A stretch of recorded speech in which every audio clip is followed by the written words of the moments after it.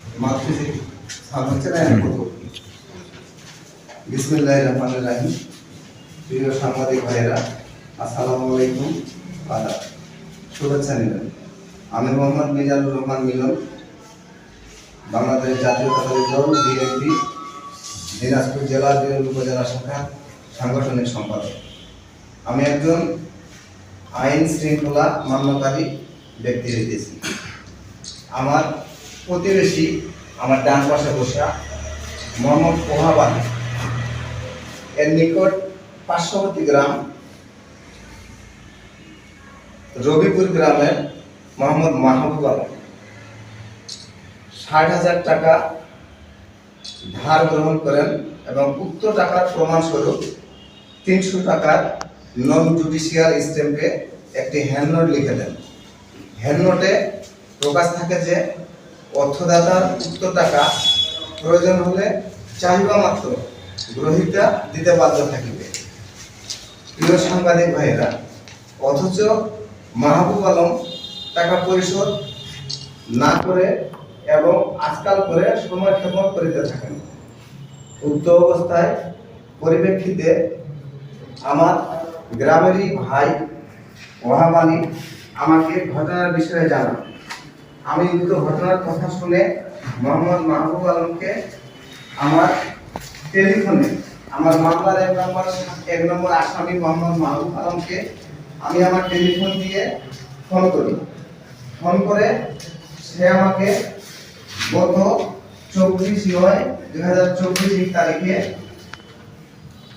বিরল উপজেলার মহেশপুর বাজারে একটি সালিসি বৈঠকের আয়োজন করবে এ কথা জানায়। তার কথায় বিশ্বাস করে আমি গত মঙ্গলবার 24/9/2024 তারিখে বিকাল আনুমানিক 5 ঘটিকার সময় আমি এবং আমার সাক্ষীগণ সহ সালিসি বৈঠকে ঘটনাস্থলে মহেশপুর বাজারে গেলে পূর্ব হতে পথ পেতে থাকা মাহবুব আলম ও এর লোকজন বেআইনি জনতার দলবদ্ধ হয়ে পূর্ব প্রস্তুতি সহকারে পূর্ব পরিকল্পিতভাবে একই উদ্দেশ্যে একযোগে বড় দা, চুয়া, সামুরাই, ছড়া, লোহার রড, রামদা, লোহার চেন, বাঁশের লাঠি ইত্যাদি দেশীয় মারাত্মক অস্ত্র সজ্জিত হয়ে আমাদের উপর অতর্কিত হামলা করে। প্রিয় সাংবাদিক ভাইয়েরা, আক্রমণকালে মাহবুব আলম উচ্চ স্বরে এই কথা বলে যে এই জায়গায় সালিশ করতে হলে আমাদেরকে 5 লক্ষ টাকা চাঁদা দিতে হবে। বেটাদের নিকটে যা কিছু আছে চাঁদা হিসাবে সবকিছু ছিনাই আনো, না হলে বেটাদের মারিয়া লাশ বানাই আনো। উক্ত হুকুম পাওয়া মাত্রই মোহাম্মদ জুয়েল আমার শার্টের কলার চেপে ধরে এবং উক্ত পরিমাণ চাঁদার টাকার দাবিতে তার হাতে থাকা চাকু দিয়া আমাকে হত্যা করার ভয় দেখায়। সম্মানিত সাংবাদিক ভাইরা, আমি উক্ত পরিমাণ চাঁদার টাকার সম্মানিত সাংবাদিক ভাইয়েরা, আব্দুল হাকিম উক্ত পরিমাণ চাঁদার টাকার দাবিতে তার হাতে লোহার রড দিয়ে মোহাম্মদ রুহুল আমিনের মাথায় জোরে আঘাত করে। মাথা ফেটে গেলে রক্তাক্ত জখম হয়। তাদের পরবর্তীতে 7টি সেলাই দেওয়া হয়।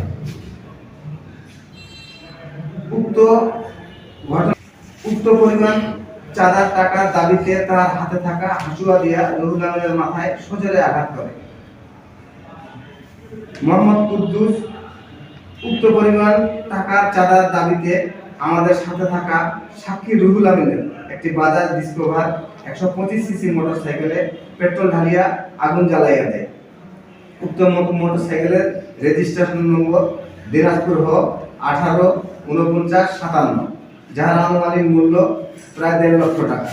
এছাড়াও আমার বাজাজ পালসার 150 সিসি মোটরসাইকেল, যার আনুমানিক মূল্য 2,10,000 টাকা এবং আমার সাথে থাকা মোহাম্মদ রিপন এর হিরো হোন্ডা ডিলাক্স মোটরসাইকেল, যার আনুমানিক মূল্য 1,30,000 টাকা। আমার Bajaj Pulsar 100 cc motorcycle, registration number Dinajpur ল 119691। আসামি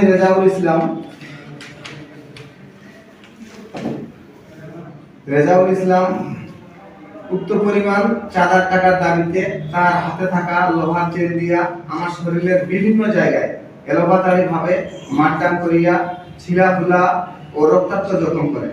উক্ত সময় আমি মাটিতে লুটাইয়া পড়িলে মঞ্জুরুল ইসলাম আমার পরিহিত প্যান্টের ডান পকেটে রক্ষিত 1,00,000 টাকা অসৎ উদ্দেশ্যে চাঁদা হিসাবে জোরপূর্বক ছিনাইয়া লয় এবং 1 নং আসামি মোহাম্মদ মাহবুব আলম আমার পরিহিত প্যান্টের বাম পকেটে রক্ষিত 1,40,000 টাকা অসৎ উদ্দেশ্যে চাঁদা হিসাবে জোরপূর্বক ছিনাইয়া লয়।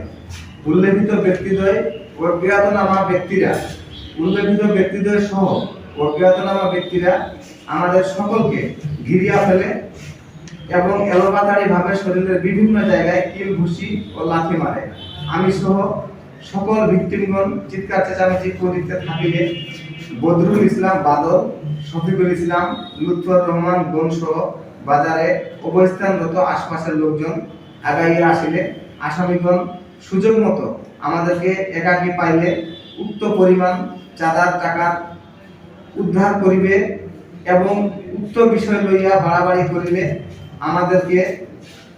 আমাকে সহ ভিকটিমদের পরবর্তীতে যেখানে পাইবে সেখানে মারিয়া লাশ বানাইয়া ফেলিবে বলিয়া হুমকি প্রদান করে।